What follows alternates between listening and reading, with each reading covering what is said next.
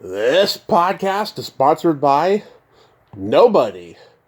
Hey dudes, welcome to Splat from the Past, the only 80s themed horror sci-fi show where things can get totally radical. Now today I will be welcoming back the beautiful, the lovely, the awesome Kerry Noonan, and we are going to do another nerd out, but we're going to focus on classic movies.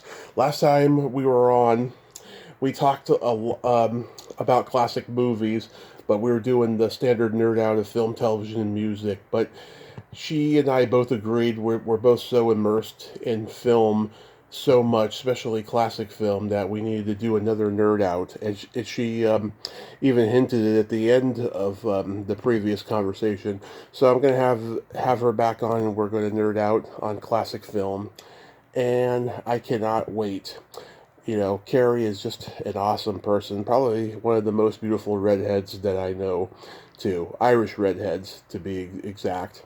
And, you know, everyone remembers her from Friday the 13th, Part 6, Jason Lives, where she gets killed, you know, so needlessly in that movie. Next year, it's going to be 40 years since that movie came out. God, can't believe it's been that long. It's friggin' amazing, you know, and it's going to be great to have her back on a third time and to nerd out again. So yeah, here is my new interview with Kerry Noonan.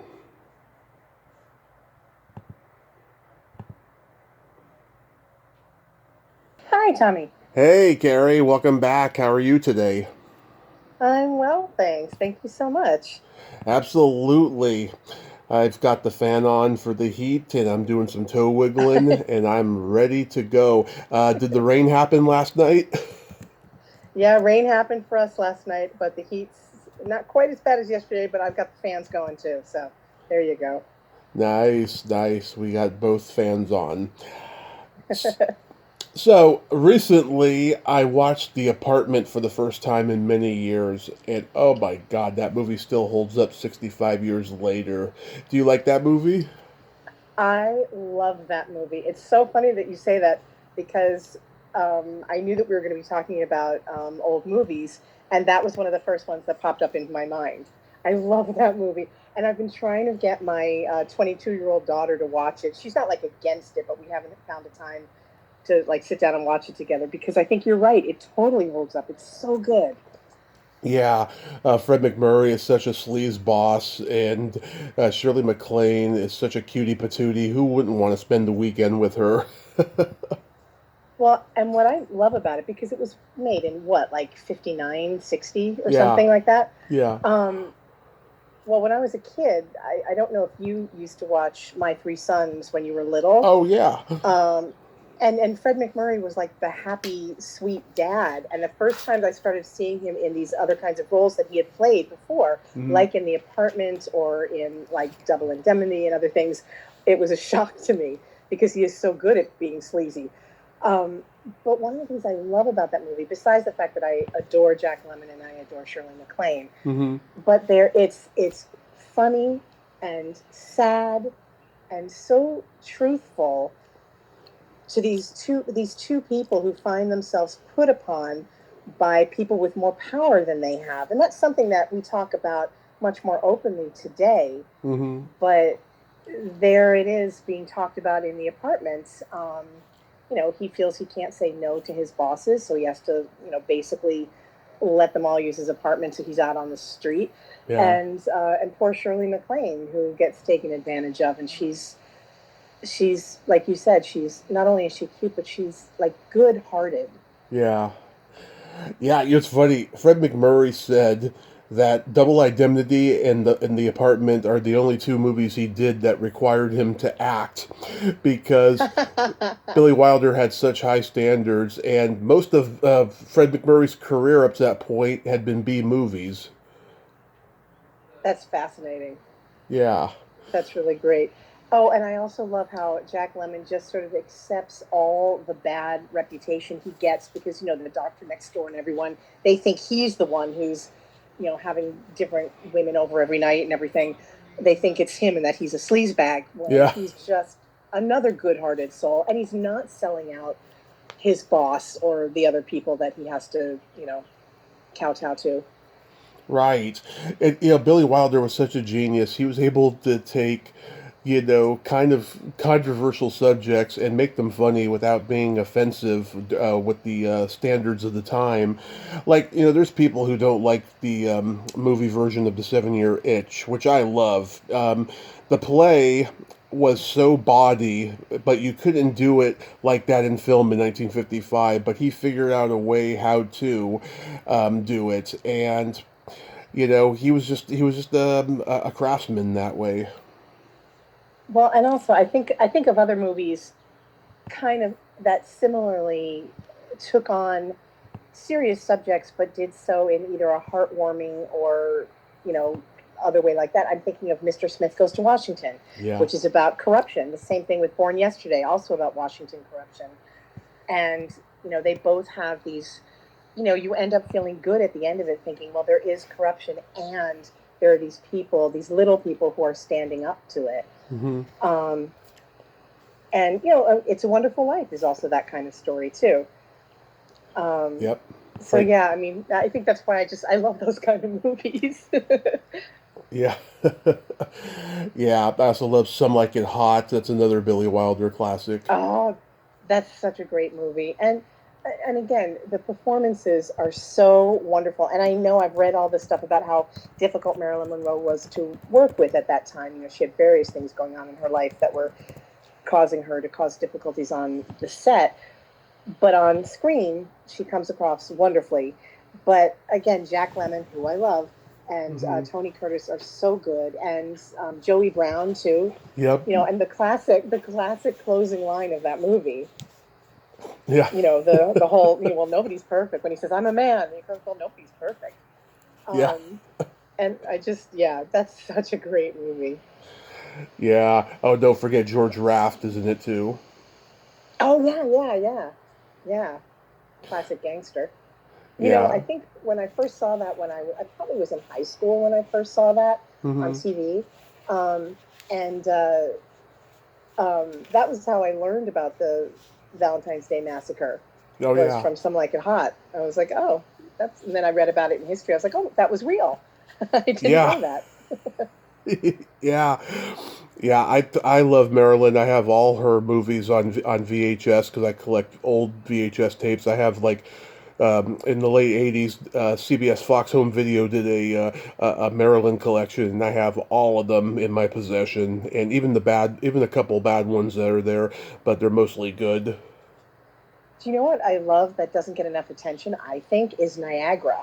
Yes, I love That Niagara. is that's such a good movie, and she's amazing in it. And Hmm. it's not the typical, like, I love How to Marry a Millionaire. I love Gentlemen Prefer Blondes, and Some Like It Hot and stuff. But she's just really good in Niagara. This whole sort of, it's like very much a noir movie, um, and I don't think that people pay enough attention to it. What do you think?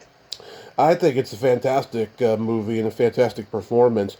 I gotta say though, my favorite dramatic performance from her, it didn't even get released on any kind of media until like maybe the 2000s. It's called Don't Bother to Knock. Have you ever seen that? No, I haven't seen it.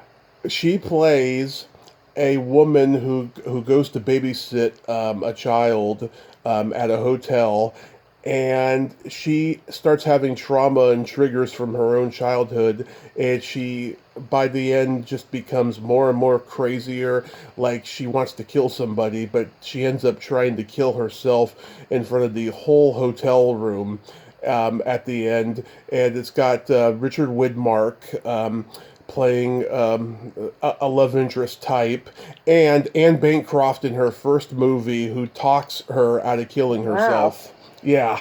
Oh my gosh. Where can I see this? Is it streaming anywhere? Or do I have to look for hard copy media, like a DVD or something? I know it's on DVD, but streaming, I don't know. But it's a very underrated movie, and for some reason, it didn't get released on any kind of media until like the 2000s. I don't know why, but it's one All of right. it's her best dramatic performance, I think. Okay, now you're going to send me on a treasure hunt to find this. Thank you for this recommendation. That's awesome. Yes, absolutely. And they did a TV movie remake of it in the early 90s with Kim Myers, who did Nightmare on Elm Street 2. And she is Yeah. so creepy in her interpretation of it. And she's great. It was called The Sitter. But yeah, Don't Bother to Knock is very underrated. It's a great movie. Awesome. Thank you for that. Of Um, course. I was thinking, I think I had told you, I made it part of my parental duty as a good mom to make sure that my daughter liked old movies and did not, turn her nose up at things that were in black and white or didn't have good special effects or something like a lot of the young people these days. Hmm. Um, Yeah. but and I started her off watching Shirley Temple movies when she was really little. Yeah. But I love it that I think in middle school, she glommed on to the Thin Man movies, and those became her favorite movies. And she just loved the repartee between Nick and Nora Charles. And it was really fun to see Jimmy Stewart as a bad guy in the second one, Yeah. Yeah. which, like Fred McMurray, like stepping out of the normal uh, characters he usually plays. Right. And so I love it that she loved the Thin Man movies, and then she fell in love with Hitchcock. And my favorite Hitchcock is Rear Window. I've Yes. watched that so many times. I love that movie so much because he creates the life of that little neighborhood so beautifully, and the way they shot it, where people are always doing things in the background. And I love Grace Kelly in it, and I always love Jimmy Stewart. And Thelma Ritter is amazing. I love her. Hmm. Um, and Dial M for Murder is another favorite Hitchcock of mine. Yeah. Um, and again, Grace Kelly in that as well. But I think it was released in 3D when it first came out. I've never seen it in 3D. Have you? No, I've seen very few movies in 3D because when you get the movie, you don't have 3D glasses, and I don't Yeah, see yeah. them and I don't see them re-released in the theater these days. Yeah, no, I don't even know if I think it's that great an idea. But the only scene I think that you can tell maybe that they were thinking of that is okay. This is a spoiler for people who haven't seen it. Everyone Hmm. should go see this. Everyone should see this movie. But when she's trying to fight off her attacker in the apartment, and she reached like she's we are looking straight at the attacker. She is bent with her head towards us over the desk, and she reaches behind her with her hand. She's grasping for the scissors, and so like the Hmm. hand is reaching straight out to us, and then she gets the scissors. Um, but other than that, I don't know. I don't have a big desire to see it in 3D, but that's the only shot that I think could work. Yeah, Um, my favorite Hitchcock movies are like Vertigo because mm-hmm. I can relate to Jimmy Stewart's character in that movie. I've always, had a longing for wanting a certain girl that I can't have, and that's what the movie was about because Hitchcock was in love with Grace Kelly and then she married the Prince of Right, Monaco and then he couldn't cast her anymore. Um, right. North by Northwest is another favorite. Oh, that's another. Oh, I love that movie. Yeah, I can watch that a million times too. When oh my god, so the scene there when he's first being forced to go to James Mason's office and he's making all these wisecracks as he's going to the office, making fun of how swanky and rich the house is that he's at. Chevy Chase kind of did that in Fletch. He was just kind of Oh, like he was kind of like rehashing it, and this was a couple of years after Cary Grant sued him for making fun of his sexuality on TV. oh no. Yeah, I will watch Cary Grant in anything. I think he's yeah, so amazing. But two things about that. One, did you know that they have the backdrop of Mount Rushmore from that movie in the Academy Museum in Los Angeles? I'm sure they do. Yeah. There's and so I have a great picture of my daughter standing in front of it. And the other thing about Chevy Chase, I think an underrated movie of his that I like is Foul Play with Goldie Hawn. Yes, yes, I I remember. love Foul I Play. remember I posted that I was watching it and you commented. I love that movie. When I was 6 years old, I saw Foul Play and Seems Like Old Times back to back, and like they were my early like Tracy and Hepburn or Cary Grant and Right, whoever. yeah. I just love the chemistry those two had. I wish they had made more movies. I have to admit, I'm not as fond of Seems Like Old Times. I much prefer Foul Play. But I do think they work so well together, and Burgess Meredith is in it, and Dudley Moore, Yeah. and it's this fabulous like slapstick, kind of like it reminds me a bit of What's Up, Doc, Yes. with the chase scenes throughout San Francisco and Hmm. the like screwball comedy type energy. Yeah. Um, but yeah, no, I love that movie. Um, Well, and what I like about Seems Like Old Times is that it's Neil Simon. I love anything Neil Simon Yeah, did. Neil Simon is awesome. It, Yeah, I it, was yeah, go ahead. no, go ahead. I one of the films that I loved all of his plays, and as a young actor, we all Yeah. used to do scenes from his work Oh, in yeah. high school. I did Um, too. Yeah. but and then my daughter was in speech and debate club in her high school, and Hmm. this is not that long ago. And of course, nobody's doing Neil Simon now, so I suggested she was doing uh, a scene, duo, um, drama duo. And I suggested she do Prisoner of Second Avenue, and she and her scene partner did, and they did really well with it. They got first or second place, I think, in the state, because no one had heard it or seen it, and it's so well written. Hmm. Yeah. I mean, But yeah, it's funny because he had been writing comedy for old Borscht Belt comedians, and he would put oh those yeah, kind of one-liners into his scripts, like seems like the Sunshine Boys, which is about a I love comedy the team. Sunshine Boys. About a Yes, comedy team I that love broke that. up. Yeah, yeah, I just Yeah, love the one-liners in that. It just kills me every time I watch it. and yeah, no, I love that. I love Barefoot in the Park. Barefoot in the Um, Park's great. Yeah, yeah. but yeah, no, go ahead. Robert Redford and Jane Fonda admitted that they had a crush on each other during filming, but they were both committed to their marriages at the time. Yeah, well, it's a movie about two people so in love, and sometimes that chemistry can get generated and gets confusing. But I just think it worked well for them in the movie. And Mildred Natwick is so brilliant in Barefoot in the Park Hmm. as Corey's mother, and Yeah, I just love how she's trying to be a good sport with all the crazy things. yeah. I love that. But if we're moving into 60s and 70s, and we're talking about Robert Redford, I have to bring up The Sting, which I Yeah, adore. love that movie. Love it. I got to interview Sally Kirkland for the 50th anniversary a couple years ago, and I just love her role, in that first like 10 minutes of the movie, and then we don't see her again, but she's so great, because Redford's trying to let her in on the whole thing and stuff, and she doesn't want to do it. It's kind of like Cloris Leachman's small part in Butch Cassidy and the Sundance Kid. Right. Like these small parts that just shine. Yeah. I mean, I always believe, there's no small parts, just small actors. Yeah. Um, I'm speaking of Jack Lemmon. Okay, and this I loved it as a kid, but I still love it as an adult. What about The Great Race? Oh my God, my dad saw that at the drive-in when he was 8 years old, and Natalie Wood like became his first like major crush, and Well, of like course. and How like could she not?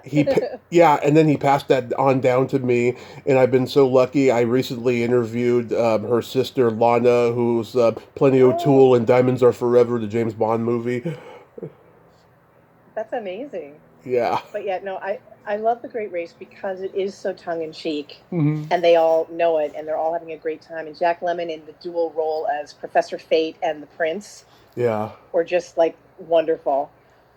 Um, yeah, so I that's like been a perennial favorite of mine. Um, Blake Edwards. God, what a genius he was. I know, I've gotten to know I his know. daughter and interview her a couple times and stuff. Yeah, I love the Pink Panther movies. Oh yeah, those are great. I am partial to the originals because I love Peter Sellers. He's just such a he's like there was nobody else like him. Yes. I have a funny story. During the first Pink Panther movie, there's that ski scene in the movie. Yeah, yeah. David Niven went skiing and he forgot to zip up his fly. And so Oh his no. his genitals froze while he was Oh my skiing. God. So Oh he no. he had to go to the bathroom with a cup of hot water to rectify the situation. Oh my God. I That's so heard horrifying. I don't want to think about that. Yeah, I heard Robert Wagner tell the story on Gilbert Gottfried's podcast, and when I talked to Blake Edwards' daughter and I talked to this film producer who was an assistant on the movie, they all confirmed it was true. That's so funny. Oh, okay. Yeah. So now I'm gonna veer off into a slightly different direction. Hmm. The Lion in Winter. Oh, that's a good one. I love this movie so much because not the script is so amazing. It's one of the Goldman brothers.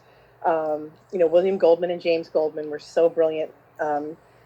And Lion in Winter is just so well written, so interesting. And Peter O'Toole and Katharine Hepburn and Anthony Hopkins in his first movie. I think it was Hmm. Timothy Dalton's first movie.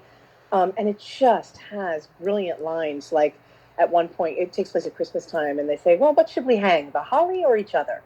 Yeah. Or, why don't you give me a little peace? A little? Why so modest? Why not eternal peace? Um, and just there's this one thing where the son Jeffrey says to Eleanor of Aquitaine, his mother, he goes, "I know, you know, I know, I know, you know, I know. Henry knows we know, and we know he knows. We're a knowledgeable family." It's just like things like that. Just it's it's brilliant because it's about family squabbling, and even though none of us are a royal family, we can understand those deep family hurts and also the love that's still there. Of course. And it has brilliant dialogue, Hmm. and it's got these brilliant stars. So Yeah. I love one, and I maintain it as a Christmas movie. So my family watches it every year at Christmas. That's interesting. Wow. Yeah, yeah. Peter O'Toole and Katharine Hepburn, they had a relationship exactly like you see on screen. It could be half adversarial and half loving, and they had nicknames for each other. I think she called him Lush, and he called her Nag. That's Yeah, great.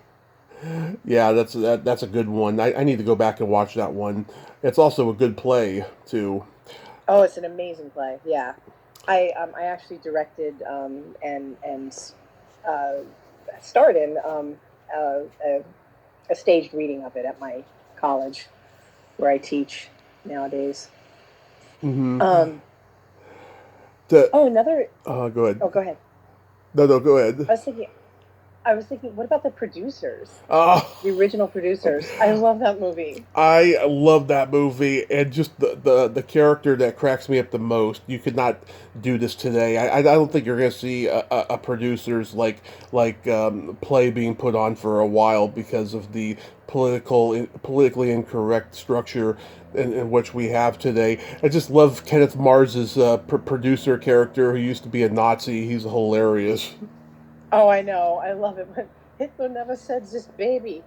Yeah. but but also oh, I'm blanking on his name. Christopher Hewitt, who played Mr. Belvedere. I got to work with him because I Yep. did an episode of Mr. Belvedere. Yep. But he plays the director of the play that they choose, Right. and he's just amazing in it. They're all so good in that. And uh, Gene Wilder, I love Gene Wilder so much. I love him in that. I love him. He brings not only excellent comic timing, but just a genuine sweetness and goodness. I love him in Willy Wonka. Yep. I love him in The Little Prince, where he plays the fox. Um, what else? I just thought of something else he was in. Oh God, It's slipping my mind. I Oh, love. Frisco Kid. Have Yes. you ever seen Frisco Kid? Oh yeah, I saw all of Wilder's movies since I was a kid. Like he was like my hero Yeah. when I was a kid, as far as like comedy Yeah. actors go. And I had his widow on here last year because a documentary came out about his life. Did you see it? Yes, I did. Yeah. Oh my God. She did not expect me to be such a super fan. Like I was quoting lines from his movies and just saying, I said the names of movies of his that like literally people forgot. Like Don't Start the Start the Revolution Without Me. I love Yeah. Start the Revolution Without Me. I Yeah. love that movie so much. Yeah. I And of course, the line I always quote from it to my family, and I finally made them watch it, is when the king comes out in the big bird costume, and he keeps telling everyone, yeah. "I thought it was a costume ball. I thought it was a costume ball." Yeah. And whenever I feel like I'm dressed inappropriately for something, I just mutter that to myself. I thought it was a costume ball. Yeah. But no, he and Donald Sutherland are so funny in that. Yeah, and the funny thing is, Charles Grodin was supposed to play Sutherland's role, but he got busy on Broadway and stuff. And I don't know what prompted Sutherland to be cast, but he was great in it. I mean, Sutherland was like half British and half Canadian, so he could play that Yeah, time period pretty good, you know. Also, The Adventures of Sherlock Holmes' Smarter Brother. right. Yes, That's another and of favorite.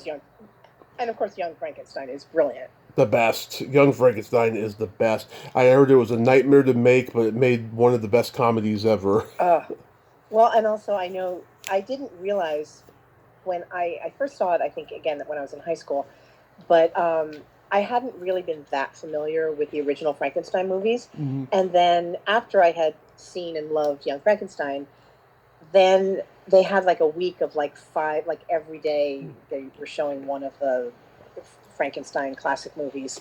And my Mhm. sister and I watched them, and suddenly we were realizing how shot for shot and character for character that Mhm. Mel Brooks and Gene Wilder had rated like at least the first 3 to 4 movies. And that then it just became funnier and funnier to me. And I love the story about how they got all the equipment. The guy from the original, who was the production designer of the original movie, still had it like in his garage in Long Beach or something. Yes. And so they used all the original equipment, which is amazing. Yep. Silver Streak. That was probably the first Wilder movie I fell in love with. That was good. That one cracks me up. Um, That's from Colin Higgins, who did Foul Play. yes, that's right. I forgot about that. Yeah, I Yeah, forgot that connection. because he did Silver Streak, Foul Play, 9 to 5, The Best Little Whorehouse in Texas. Mm-hmm. Mm-hmm. Did all of those in a row. Um, yeah. Oh, have you seen Oh, what? The World's What? Greatest Lover? You know what? I have, but I didn't like it as much as I wanted to. It's But I should probably watch it again. It's yeah, I mean it's not the greatest, but it's pretty damn funny. It's Yeah. it's it's very much like an old slapsticky kind of Chaplin Keaton kind of a Yeah. Yeah. movie, which Yep. Yep. brings me to my next question. Like, did you like Charlie Chaplin movies?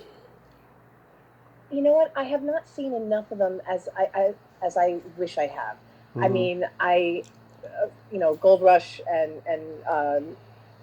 the Great Dictator, City Lights, yes, but I haven't seen them in years, and I really feel like I need to do a big sit down and rewatch of those, and also Harold Lloyd movies Yes. and Buster Keaton movies, because I there used to be a movie theater that showed silent movies on Fairfax in Los Angeles, Hmm. and I always meant to go, and then I didn't, and then it closed, and my chance to see it in the movie theater was over.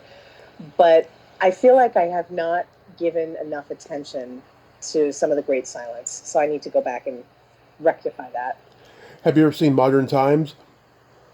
Yes, I have seen Modern Times, but again, I Hmm. don't think I've seen it I thought like 30 years ago. So Oh, I have I, it. I I love it. It's my yeah, favorite Chaplin movie, and it was the last one he did as that tramp character, and yeah, it was such a great commentary on the depression and the problems with the unions and just not being able to survive at that time, and we get to hear him sing badly, at that elite party near the end, and of course there's that classic scene where he gets stuck in the gears in the factory. right, yeah, yeah. That's the image that they always show. Yeah, Yeah, I posted it the other day, yeah, actually. yeah. I think okay. So that's what I think that's why maybe it's in my head. Yeah. That's so funny. The Gold Rush, Oh, the Gold Rush used to play at like 2 a.m. on PBS when I was a kid because it was in the public domain, and right, just seeing him, eat that leather boot for Thanksgiving, and he imagines his friend is a turkey is so funny. right. You Oh, know. that just made me go off into another direction. When we were young, my sister and I used to love all the Bing Crosby and Bob Hope road movies. Yes. Like they had Road to Yukon, but like our favorite was Road to Morocco.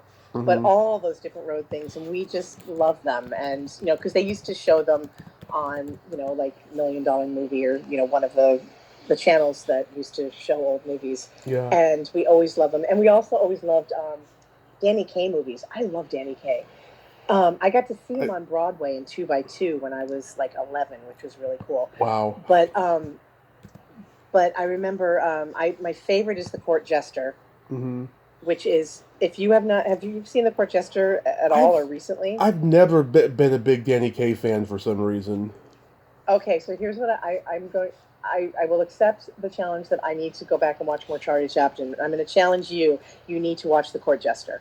Okay. Because with some of the movies that you like that we've just been talking about, Hmm. this fits right in there because he plays this sort of bumbling guy, but then gets hypnotized, who then becomes like a dashing guy. He has sword fights with Basil Rathbone. Angela Lansbury's in it as a princess. Mildred Natwick is in it, and she's fabulous. Um, there's just so many things and so many lines, and it's just. All right, I'm challenging you to go watch The Court Jester. Okay. Okay. Have you Have you ever seen Sorrowful Jones? No, I've never seen that. That's a solo movie Bob Hope did in the 40s. It's one of my favorites. There's a scene where him and this cute little girl, they're praying before bedtime, and she says something like, "And please God, get him what was it? Get him a new shirt or something." And then Bob Hope says, "And also a new pair of shoes." Yeah, it's funny. It's a good That's one. great. I remember Road to Morocco where that snake is in the tent and he's like, snake. Yeah, and Anthony Quinn was in that too. He was like in his early 20s. It was Yes. one of his earliest Yeah. movies. Yeah. When, Have you ever seen It Happen One Night? oh yeah, of course. I love that movie. Yeah, That's great. I watched it recently and I was like, oh my god, Clark Gable drunk in the first 5 minutes is hilarious.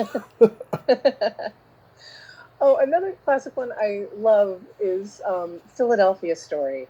Yes, that's one of my favorite I movies of all time. Yeah, I just love that.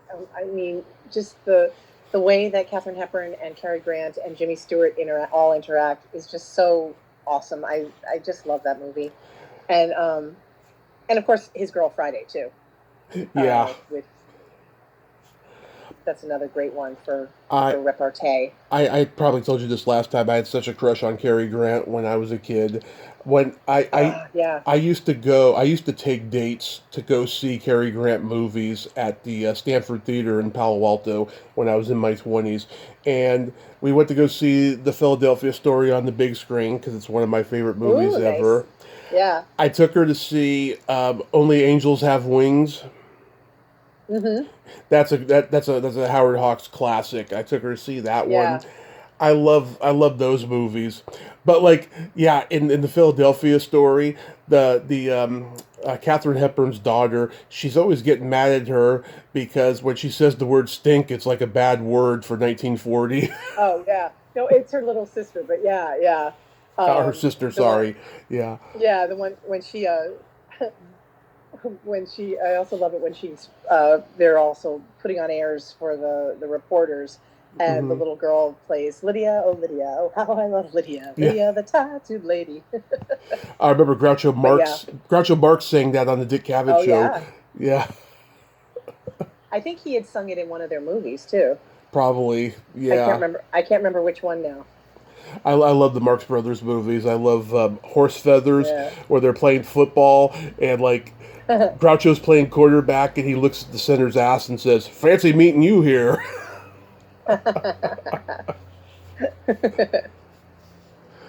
Yeah. Um, Have you ever seen any of the Errol Flynn classics like Captain Blood? oh yeah, Captain Blood. And I love Olivia de Havilland, and she was in a bunch of them, like Robin Hood, which I love. Yes.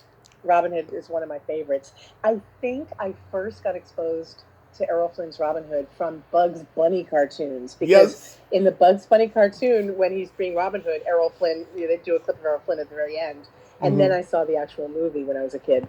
But yeah, no, Captain Blood is really good, but Robin Hood is one of my all-time favorites. Um, yeah, I just found yeah, Dodge he's City wonderful. the other day on Tubi. That was a Western Errol Flynn made. Oh, I don't think I've ever seen that. Yeah, I'm gonna make some time to watch it soon. It's a good one. Have you ever seen Lost Horizon? Yes, I have. Yeah, it's very much the sort of people in the West's dream of the Far East. That Yeah. somewhere there is a land where people are all wise and all good, and it's kind of what the West imagined about Tibet. Hmm. We imagine that Tibet was that way. We still kind of have this uh, imagining of Tibet and Tibetan Buddhism and stuff in our country. We sort of uh, romanticize it and idealize it in ways that both are and are not reflective of the actual country and the actual religion. Hmm. But and of course, it's problematic because everyone in this Tibetan hidden land is being played by white actors. But Yeah. it's still really fun and cool. Yeah, it's funny. My grandfather bought the movie for me when I was a kid because he knew I loved classic movies, and I never got around to watching it. I had the tape for so long, but never got around to watching it. But I'm gonna go check it out now because I think Ronald Coleman was a pretty good Yeah, actor. He did that movie A Double Life where he plays several characters. yeah, yeah. Yeah. All right, here's another Danny Kaye plug I'm putting in. Speaking Hmm. of double characters, uh, I think it's called Wonder Boy. Huh. He plays identical twins, and one of them is like a snazzy nightclub singer who gets bumped off by the mob, Hmm. and the other is a bookish, shy guy who then, once his twin has been bumped off, the twin keeps like possessing him, and because he's trying to get this message, he was bumped off because he was going to he was going to name names for the mob, for the cops, and he's still trying to get that message out. And then the shy guy keeps getting, mistaken for, his brother, and the mob is after him, and Virginia Mayo is in it, and it's just fun. And as a kid, I loved the sort of slapsticky part of the being possessed by the other brother. But that's also a thing that I don't know. It's just I think Danny Kaye does it particularly well. And his wife Sylvia Fine Hmm. wrote. He always did patter songs in all of his movies. Oh yeah. These sort of funny patter songs, and his wife wrote them. Nice. Um, so those are cool. So I know you're not that fond of him, but I'm just plugging it again. Yeah, it's just I've heard stories about him just being an absolute tyrant, and stuff, and that it kind of turns me off a little bit. Well, but I've also heard stories of him being incredibly generous and wonderful too. So Okay, people are complex, all and that is true. Yeah. he used to cook for people, and he loved. He learned how to cook Chinese food long before it was popular in America, and he would invite people over and cook for them. And he did a lot of volunteer work for a bunch of charities and stuff. So there's that, and he was a perfectionist in ways that are often annoying. So Yeah, that's what I mean. yeah, yeah, but he created good art. So there you go. Who do you think was the best Western star in the old days?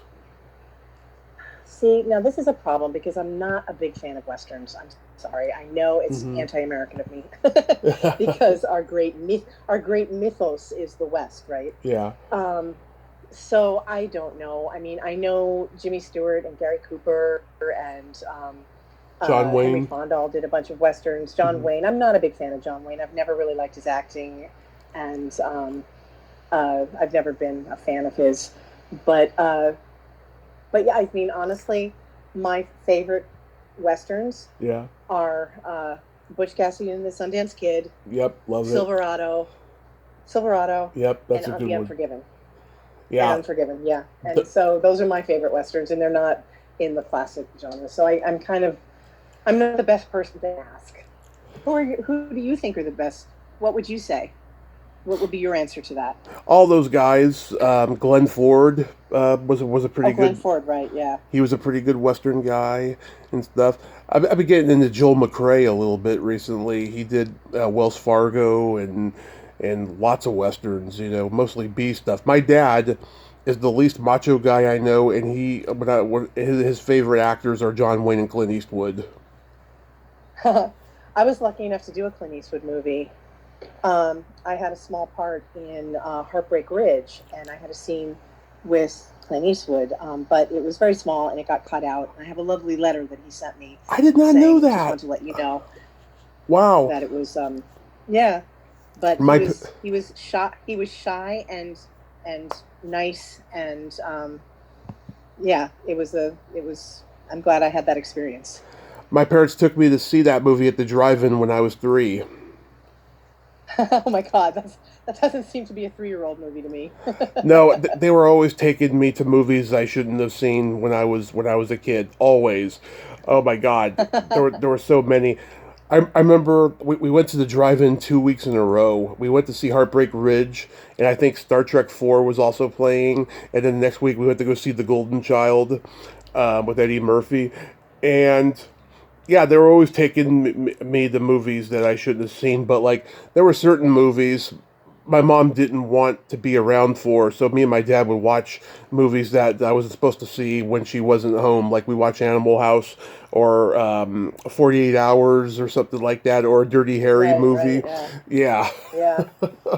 Gosh, I'm always amazed when I have gone to horror cons, Hmm. and people come up to me and said, "Oh, I really liked, I did part 6, so I really liked your Friday the 13th.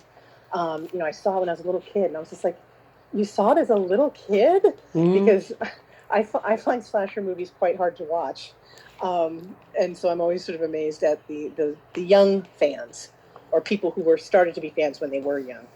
Oh yeah, I watched them. I did. When my parents were asleep, they didn't want me watching that stuff, but I did. I didn't get as sick as I thought I would because it was just over the top and silly to me. Um, it was, I like I said, I don't like slasher films just because I'm not a big fan of gore. I prefer movies that are like more suspenseful. Like, okay, Yeah. I'm mentioning an old movie here. Wait Until Dark. Yep, that's a great Have you? one. And that's like so suspenseful and scary, but there's not really a lot of gore at all in it. So I kind of like that better. And I also, with 80s slasher films, unfortunately, they're very exploitive of young women, Hmm. and I don't like that. I was lucky that I was not in one that was exploitive in that way, Hmm. but yeah, I'm not a fan of that. Sorry, and I know I I do like suspenseful, scary things, but I don't like a lot of gore. And Right. when I watch scary films with my family, they know that about me, and so we always try and pick like movies that have enough gore to satisfy them, and yet, like I'll look away if it gets too bad, but then I like the rest of it.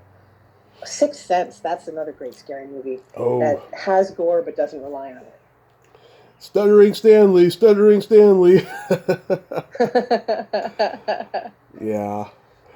Oh my God. I love Oh, what? American Graffiti. Do you love that Oh, movie? that's a great movie. That really is a great movie. Um, Mhm. and again, really interesting evocation of an era. Yeah. That was it was. I think that was when we really started to get into nostalgia. I mean, I guess you could look back to something like Meet Me in St. Louis Yeah. was nostalgic for its time because it was made in the 40s, but it was about like 1900. Right. But but I think American Graffiti is the first movie I can think of that was really sort of self-consciously nostalgic about the era that had just gone by, like 20 years earlier. Oh yeah. Um, And if you read Roger Ebert's review on American Graffiti, it will send chills down your spine because he yeah, nails it on the coffin. He says the movie is a reminder of just how dark the world has become since 1962 with Kennedy and Martin Luther King's assassination and yeah, women's yeah, lib and everything that was going on around 73 Vietnam and stuff. I was just like, wow, yeah, that is true. yeah. Although I would contend that, yeah, Vietnam and the assassinations are all bad things, but women's lib is a good thing, right? Oh, it's a very good thing, So yeah, but I same just thing with civil rights. But yeah, but this was before people thought of these. This is before white men thought of these things. right. But yeah, but it was, and it also, because it's a movie not about adults, it's a movie about kids about to graduate from high school. So again, it's that they are aware that they are leaving one era of their lives and they don't know where they're going to, and that kind of is echoed in the experience of the moviegoer going, oh, I remember that earlier time period. And of course, whenever we remember stuff in the past, right, Yeah. we always kind of give it a bit of a rosy glow. I mean, I know I think of like the era of my childhood, but part of why I think it was simpler and everything is because I was a kid. I didn't have to worry about things.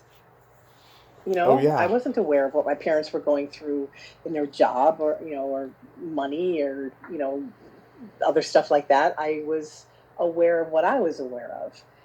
And sometimes I think it's interesting when we have those feelings of nostalgia. I think that what we're also yearning for is a time when we didn't have to be aware of the complexities and sorrows of the world. Right. And Yeah. that's why we look back to these golden ages. Right, and I love how Richard Dreyfuss has summed up his character in this movie. He says, this guy knows that he's going to write about his present someday. That's why he does the things that he does. That's why he wants to chase that girl that said "I love you." That's why he goes. Yeah, yeah, That's why he ultimately goes with that gang, even though he didn't want to at first, because he knows he's going to write about it later. yeah. No, that's great. Oh, okay. So all right. So I thought of Richard Dreyfuss, and then I thought of Close Encounters, and then I thought Yeah. this also was the era when Terry Garr, who I think is just wonderful. She was in Young Frankenstein, but then she also for a while played the long-suffering wife of a bunch of obsessed male characters. Like she was Richard Dreyfuss's wife in Close Encounters. She was John Denver's wife in Oh God. Yes. Um, I think she did another thing too. So she's like the long-suffering wife of some guy who's obsessed with something that everyone else thinks he's crazy. Yes. Yes. Oh, she played Dreyfuss's wife again in Let It Ride. Oh right, yeah, I forgot about that one. Yeah, we only see her at the beginning and end of the movie, though, because him winning ends up rekindling their marriage. Right, yeah, Yeah. Have you ever that's seen The very Last cool. Oh, Detail? you know it? No, and I know it's a classic that I should have seen, and I haven't seen it. I got. Yeah, I hear it's amazing. It is an amazing movie. I still don't know what it's about, though, because obviously it's about two sailors who are accompanying this prisoner to a prison, and then they have lots of male bonding along the way, having fun. But I don't know what the moral center is, because most of Daryl Ponickson's novels have a moral center, but I don't know what the moral center for that one is supposed to be. Interesting. That's interesting. I don't. I can't help you because I haven't seen it. I'm Yeah. sorry. I'm just saying, it's a great movie. I just don't know what it's about. Yeah, interesting. Oh, do you know what I saw recently? Mhm. On Criterion Channel, they had Joan Micklin Silver movies, and she did Crossing Delancey and Hester Street, and then she Mhm. also did this other movie that I can't remember the name of now, but it's starring Stiller and Mira. Oh yeah. But Hester Street was a quiet little movie that I thought was so amazing, starring Carol Kane. It's black and white in the '70s, but Mhm. it's about a Jewish immigrant Oh yes. woman. She comes to America. Her husband's trying to be all American. He doesn't like her anymore. He wants to have a really American wife, and he just treats her badly, and she has to sort of come into her own, and she does so by the end. And that was the first thing I ever saw Carol Kane in, and she was just sort of a revelation in it. She was so quietly good. Yeah, I know what movie you're talking about. I can't remember the name, and my computer screen is frozen right now. It's a miracle that we're able to hear each other and talk right now. Oh, yay! That's funny. Yeah, but I know which one you're talking about. Yeah, Joe Nicholas Silver did a movie I saw on YouTube that was pretty funny called Between the Lines. Have you ever seen that? No. It's got okay. It's about a new. It's about like a newspaper that's got like all these young people that like are left over from college. It's got Jeff Goldblum as the star of it, Ooh. and it's got so many other people I just can't think of right now. I wish I was able to look it up, but it's on YouTube. It's a pretty funny movie. It's called Between the I'll have to Lines. find it. Between the Lines. Great, thank you. I think that's okay. That's two recommendations. Yeah. Um, Excellent. I remember I Oh, you know mentioned. what? Go ahead. Yeah. Oh, another movie I saw when I was in college that just blew me away, and it was the first time I ever really thought about cinematography, was Days of Heaven. Oh yes, that's a good And one. it's a really like moody piece, and it has starring Sam Shepard and I think Brooke Adams, and Linda Manx, I think, is the young girl who narrates Yes, it. yes. But it creates such an amazing mood, and then the landscape is a character, kind of like how in Lawrence of Arabia the desert is a character. Hmm. The landscape of this, they're in this like farm on the plains, and it's just, yeah, it made a huge impression on me. I haven't seen it again in a long time, but I still remember how good I thought it was. I took a film class in junior college, and I saw Days of Heaven for the first time. Had never heard of it, and the film teacher was like, that a lot of this movie is not going to make sense. A lot of these conversations are like, conversations that sound like they've been going on for a while. It's just a very abstract kind of a movie. And I watched it and I was like, yes, it is. And then I saw Badlands not long after that, and I was like, okay, Right. this is a slightly better movie than Days of Heaven. Well, I think it's just sort of a way of storytelling where it's like, let's observe these people in this space, and what happens. And with Days of Heaven, I think it's very much a Greek tragedy, Hmm. about good and evil, and what's, because there's this plan cooked up by uh, the woman and her boyfriend, who I think is Richard Gere, Yes. um, to build for her to marry this dying Sam Shepard guy who owns all the land, and then when he dies, she'll get the money, and then she and her boyfriend can live happily ever after. But it's tale, and yeah, so it's not an action movie. It's sort of a like, let's observe these people in this place. Absolutely. Yeah, that Terrence Malick, he's very eccentric in the way he tells the story. Right. I have to admit, I've never seen Atlantic City, Atlantic and I City, know that's, yeah, Louis Mayall and Burt Lancaster. yeah, That's a great movie. I yeah. recommend it.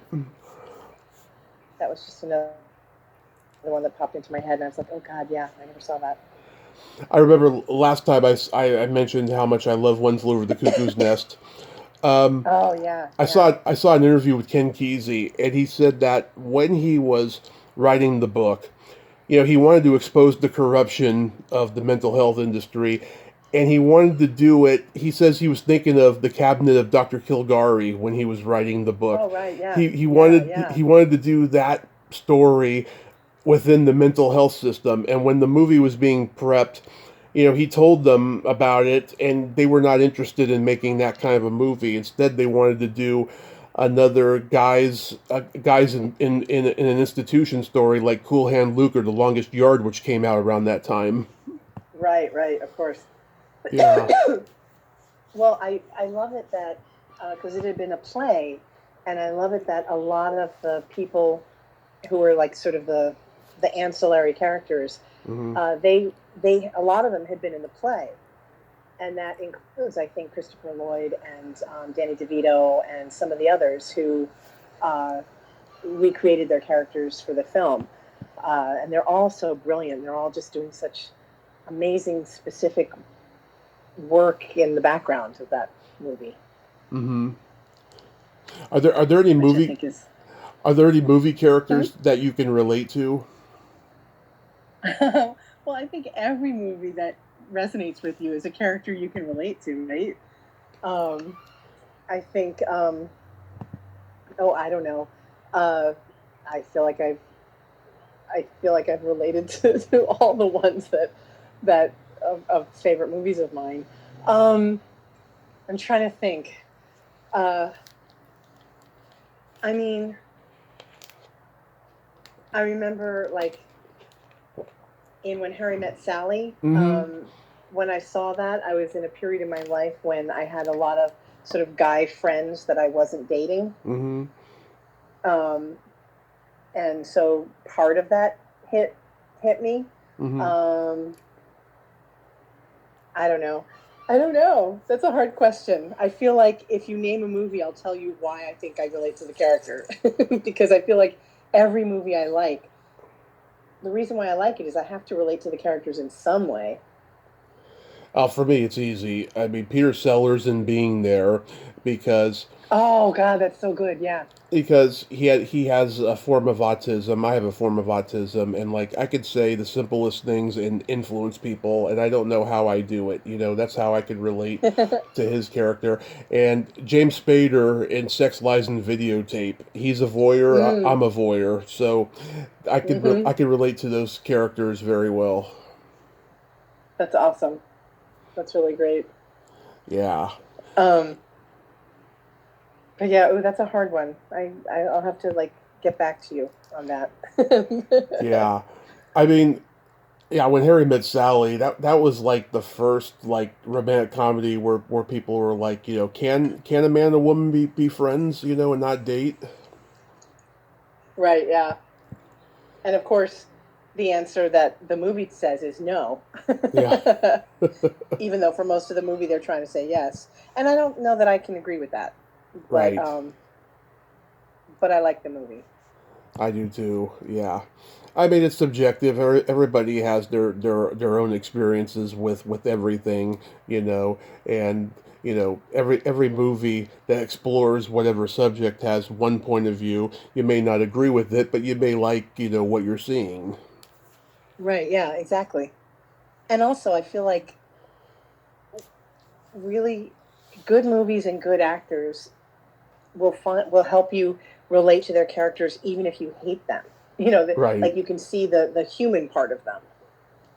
Oh yeah, You we've know, we've seen plenty of that's those where we hate the characters, but yet we can't help but like them.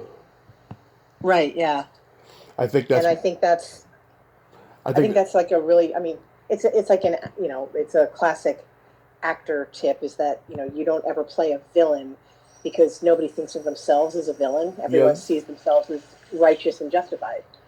So you have to find that part of it. But I think that people who do that really well make you understand the villain. I mean, look at Joaquin Phoenix's Joker, right? yes, So it's yeah. If people, I feel like if people are doing a good job acting, you can hook into the humanness of those characters, which is why we keep coming back. It's why we keep wanting to see these stories. absolutely. So I'm curious, like, who did you play in Heartbreak Ridge? Oh, I was an American med student, Uh huh. and in the scene, I'm like, because Mm-hmm. when the U.S. went in there, and so there's this war going on, and I'm cowering under a desk, and Clint Eastwood in full Marine getup comes into the room, and I like, I react, I'm scared, and he says, "U.S. Marine, ma'am, I'm here to help," and I go, oh, like I'm relieved, and then I had another tiny little scene where Mario Van Peebles is handing like evacuated med students into this truck, Mm-hmm. and I was one of them. But they cut around me. You never see me, so you just don't see me at all in the Oh, movie. Which is, fine. It was a small, very, very, very small character. yeah. But it was cool. I filmed it. I think it was like maybe 3 days of shooting, Mm-hmm. and hung out with all the guys who were in the movie. And Yeah. what's his name? I can't remember. One of them, he had played my old roommate Daphne Zuniga. She was a housemate of mine in the Yeah. early '80s. He had played her boring boyfriend in The Sure Thing.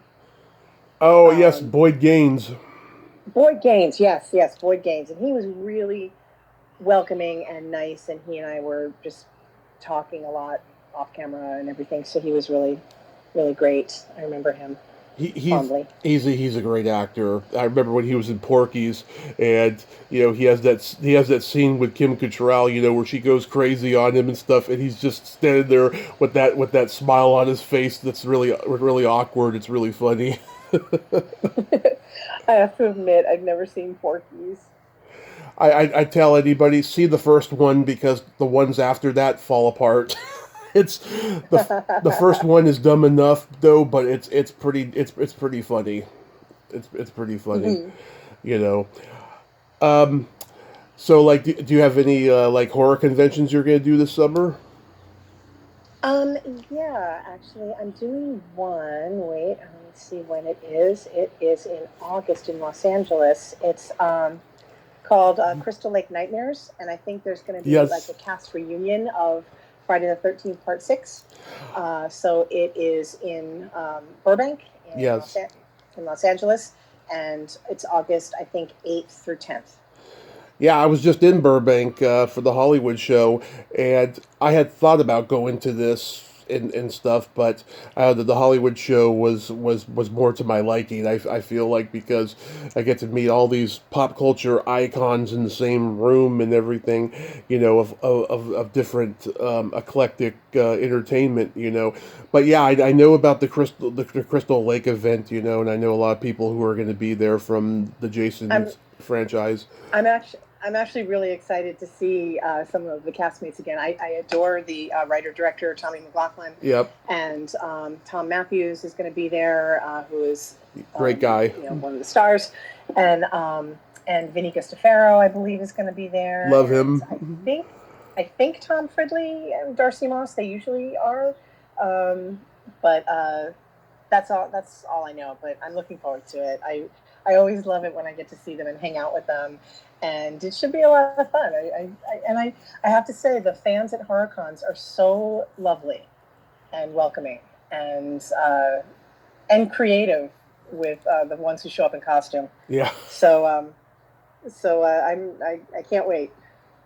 Yeah. I mean, I've told you this time and time again how much I love Jason Lives. It's my favorite of the sequels, and it was the first one of the sequels that I just fell in love with, because I just love the humor, and just everybody in the movie is just so damn good. It was just a well cast sequel. Thank you for saying that. Yeah, I feel really lucky that I was part of it. I think it's really well written and well done, and I really loved working with everyone in the cast. I had a blast doing it, and I really think it brings something special to the franchise. Yeah, I got next year's the 40th. I got to reach out to the little girl in the movie again, because I reached out to her in Oh yeah. 21. I reached out to her in 21. I don't even think she read my message. It probably went to spam and stuff. And I just love how you're just so sweet, and you're so cute with her in that scene. And Renee's got that smile on her face, like, okay, let's go back. I missed a chance to reconnect with her last year or the year before.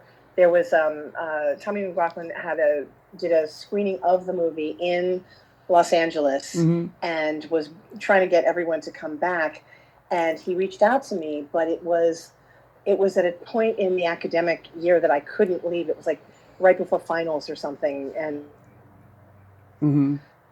or just certain times of year that you have to be there. You can't not be there. So I wasn't able to go, and it made me very sad because he told me that she was there. Well, maybe sometime in the future I can see her again. Yeah, and I hope they do a little tribute to Lar since she passed. Yeah, I know, I know. Yeah. I adored her. She got to come on here 6 times. I was like the only podcast she would do like yearly because she just her and I just got along so well, and we just had just Oh. meaningful conversations. And it's funny. I did a nerd out with her a couple weeks after I did one with you last August, and I don't think she fully got the grasp of what we were doing necessarily, but she had fun for the most part, you know. And like she stumped me at one point, and then she was like, "Ha ha! Finally, I stumped the knowledgeable Tommy," you know. And I was trying to think of a comeback, but I was just so overwhelmed by that, and I was just like, "Whatever, it's funny." you That's know, great. you know. Well, I always enjoy talking with you, Tommy. Oh, I always enjoy talking to you too, and I got an Irish joke for you. Okay. That's pretty funny. How many Irishmen does it take to screw in a light bulb? How many? 4, 3 to hold the light bulb, and 1 to start drinking until the room spins. Oh dear. That's funny. Yeah, that's one of my favorites. All right, Kerry, I love you. Thank you so much for coming back on and nerding out again. And Thank you so much for having me. I love talking about movies with you. Thank you so much. yes, I hope you have fun at the Crystal Lake event. And I'll see you on Facebook. I know you'll love it every time I post. I'm watching a classic movie. All right. Take care. Okay, take care. Bye bye. Bye. Well, there you have it. Kerry Noonan, ain't she a sweetheart? Oh my god, I just friggin' adore her. And that was so great that we got to talk about classic movies like that. And yeah, it was so weird. My computer screen froze, and I had all this other stuff I wanted to bring up, and I didn't get to. Who knows? Maybe we'll get to do another one, but we got to cover pretty much everything that I wanted to, and I just adore her. Go see her at the Crystal Lake event in August in Burbank and stuff. I love Jason. Jason lives. Well, until next time, this is Tommy Throwback Kovac saying there's no shame in living in the past because the present sucks. Later, dudes. Ch ch ch ha ha ha. Ch ch ch.